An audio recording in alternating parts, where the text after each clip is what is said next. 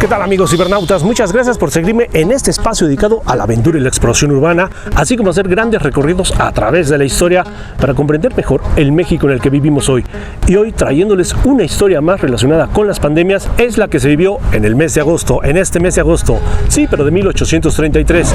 Es la del cólera, cuando el cólera azotó a nuestro país, el cólera morbus, mejor conocido. Nuestro país vivió la primera gran pandemia del México independiente. 1833, un año muy caluroso conocido como el año del cólera. 1833, el primer año de gobierno de Su Alteza Serenísima Antonio López de Santana, inicializando los conflictos por los territorios del norte, descuidando la problemática de salud que se experimentaba por el cólera morbus.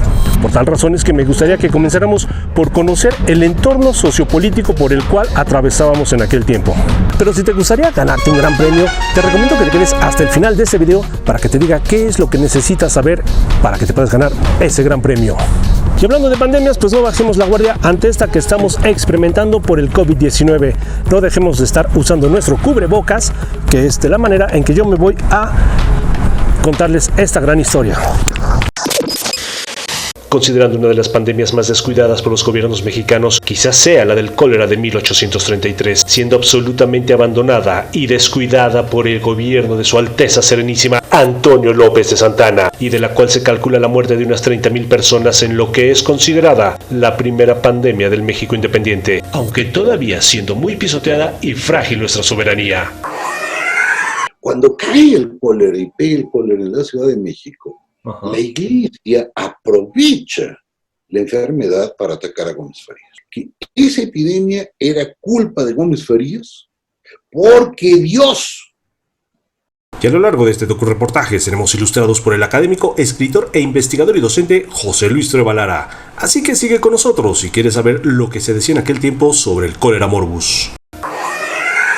Sin dejar de negar que en el año de 1833 apenas era el primer año de la trágica dictadura de Santana, no había una experiencia sólida por parte de los insurgentes para enfrentar una epidemia como aquella que llegó proveniente de la India, que como brevario cultural les diré que hay antecedentes de esta enfermedad en registros de China, Grecia e India desde hace más de 3,000 años. Y una de las razones por las cuales se considera que el cólera se expandió por todo el país fue porque éramos un gobierno muy virgen, según algunos historiadores. Apenas teníamos 12 años de ser independientes, pero por otro lado teníamos un gobierno muy popular. Sí, Antonio López de Santana al principio era muy querido, aceptado e inclusive considerado como un héroe.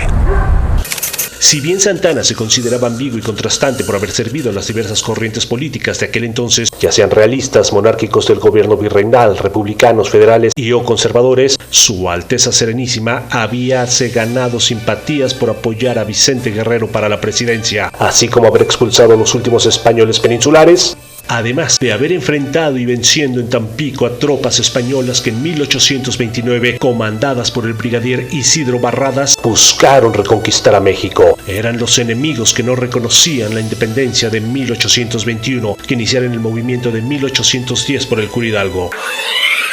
Ese acontecimiento le hizo ganarse a López de Santana el sobrenombre de El Héroe de Tampico. Y tras el derrocamiento de Guerrero por Anastasio Bustamante, López hizo un acuerdo con Gómez Pedraza para derrocar a Bustamante, para que él gobernara de 1832 a 1833. Y a partir de ese mismo 1833, también conocido como el año del cólera, tomara la presidencia de la República Antonio López de Santana.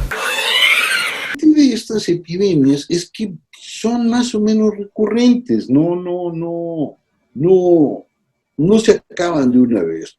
En el siglo XIX es famosísima la del cólera, la que le toca en el gobierno de Santana, pero cuando Valentín Gómez Farías estaba de presidente. Perdón que diga eso, porque Santana andaba en sus menesteres y le dejó encargado el changarro.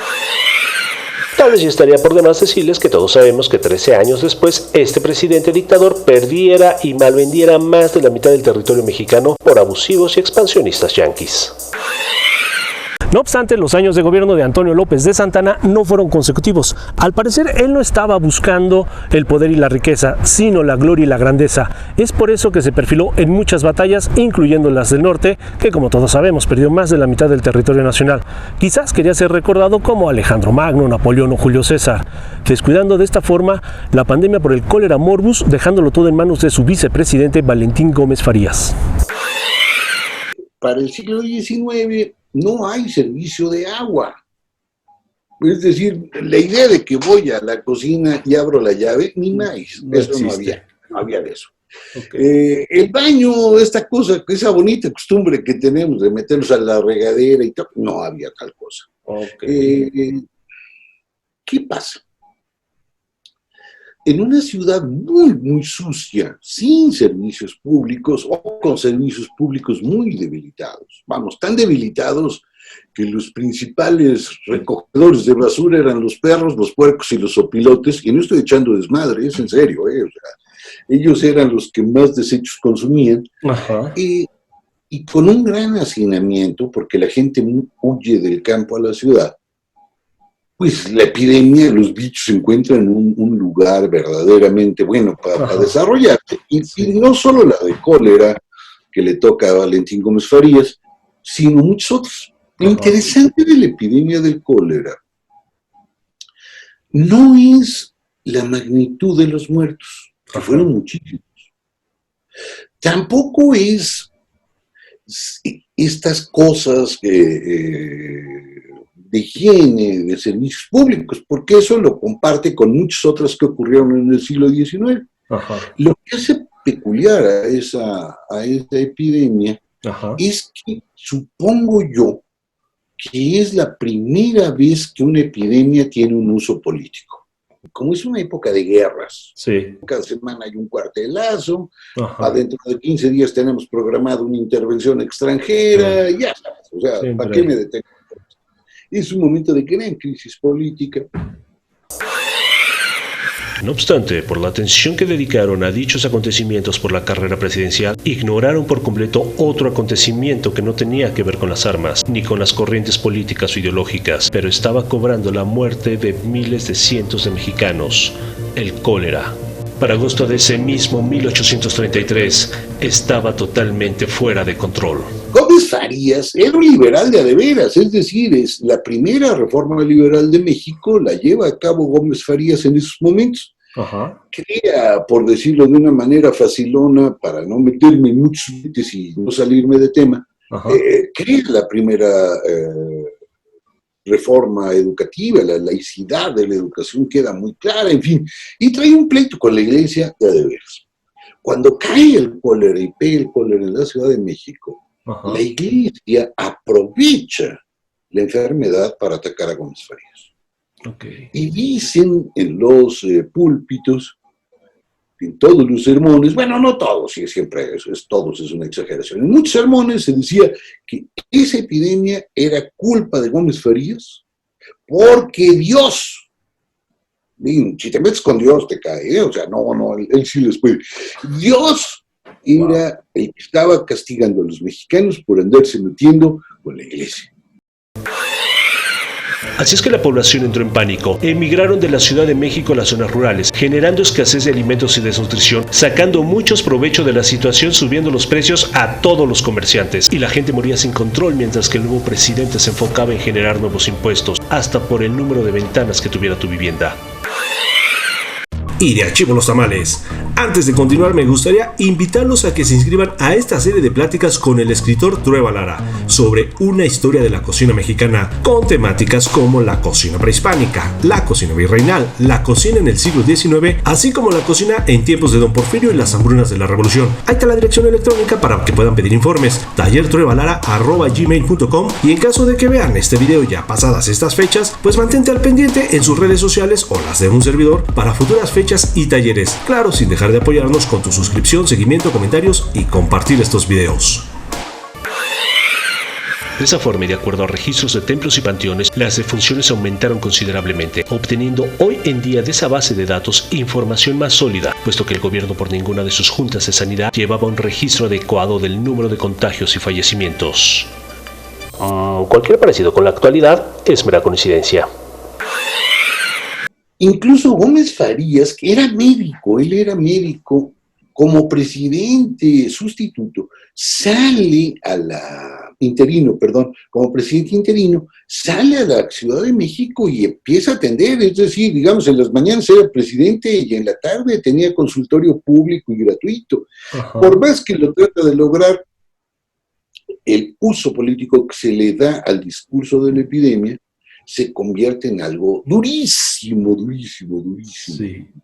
A Gómez Farías no lo va a resistir, va a acabar pronto, y la reforma de Gómez Farías tampoco va a resistir el cólera, porque terminan derogándola. Todas las leyes de Gómez Farías prácticamente quedan derogadas. Digo, por supuesto, permanecen algunos. Es decir, aquí ya empezamos a notar algo interesante. La primera epidemia es por un problema de inmunidad. Ajá. La segunda epidemia es un problema de mugre. Ajá. Y surge un problema político. Okay. Esta tragedia, alguien puede lucrar con ella. Alguien puede usarla para darle sus mandarriazos al oponente. Ajá. En medio de estas, la epidemia era un asunto fundamentalmente religioso.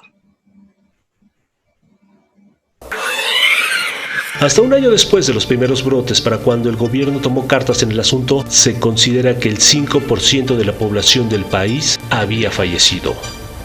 Esto según registros parroquiales.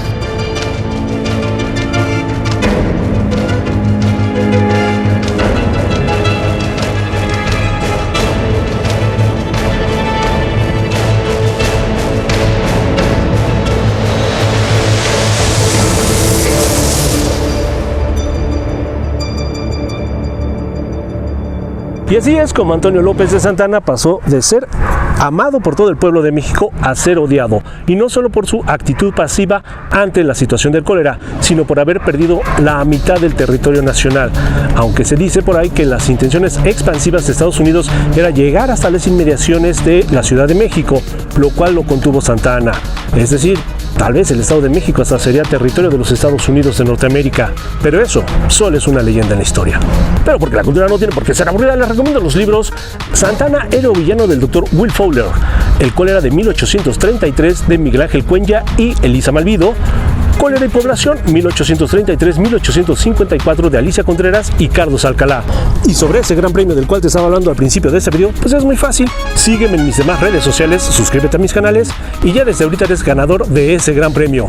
Y ese premio es la luz del conocimiento. Nos vemos hasta la próxima. Muchísimas gracias.